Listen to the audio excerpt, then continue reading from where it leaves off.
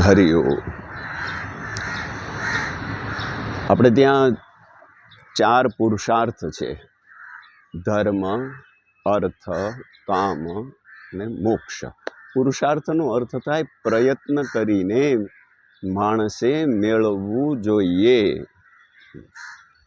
તો ધર્મ, અર્થ, કામ અને મોક્ષ. આપણા શરીરમાં મહત્વની વસ્તુ છે મન, બુદ્ધિ, શરીર અને આપણો આત્મા. તો જો અર્થ છે એ શરીર માટે છે. આંખ દુખવા માંડી તો ડૉક્ટર પાસે જવું જોઈએ. ડૉક્ટરે કહ્યું ભાઈ ચશ્માના નંબર છે તો ચશ્મા પહેરવા જોઈએ. આંખને સાજી રાખવા બધું જ કરાય, પણ આંખને રાજી રાખવા કાંઈ ન કરાય.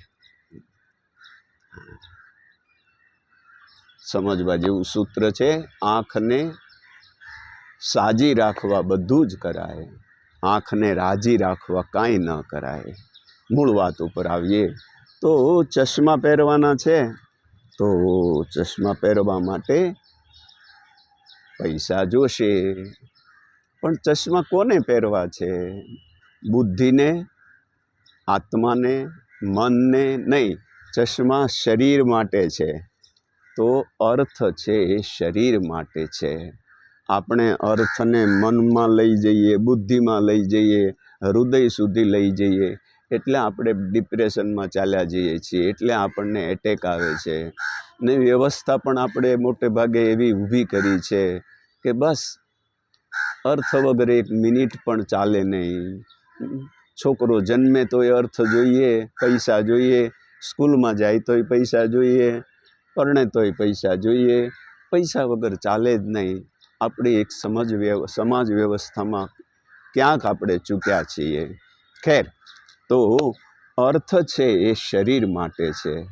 એથી અંદર જઈ અર્થને લઈ જાઓ તો ડિપ્રેશનમાં જશું જ, તો આપણને એટેક આવશે જ. તો અર્થ એ શરીર, ધર્મ, અર્થ, કામ, મોક્ષ. ધર્મ છે એ બુદ્ધિનો વિષય છે. કોઈ આપણને કહે કે મને 10,000 રૂપિયા આપો, આપણે કહી ભાઈ તને 10 નહીં વધારે આપ, પણ શું કામ છે? તો પેલો કહે મારે જુગાર રમવો છે. તો આપણે એને 1 રૂપિયો નહીં આપીએ. અચ્છા, જુગાર રમવા માટે, શરાબ પીવા માટે, પાપ કરવા માટે પૈસા ન અપાય એમ કોણે કીધું? શરીરે નહીં, આત્માએ નહીં, મને નહીં, બુદ્ધિએ. તો ધર્મ એ બુદ્ધિનો વિષય છે. મોટે ભાગે આપણે એવું માનીએ છીએ જેને કાંઈ અકલ ન હોય એને આપણે ધાર્મિક કહીએ. ભક્ત એટલે જેને કાંઈ ખબર ન પડતી હોય. આ આપણી બહુ મોટી ગેરસમજ છે. મહાભારતના વિદુરજી સૌથી વધારે બુદ્ધિમાન છે અને એ મંત્રી છે. કૌરવ વખતે અને પાંડવો વખતે પણ વિદુરનું સન્માન એટલું જ રહ્યું.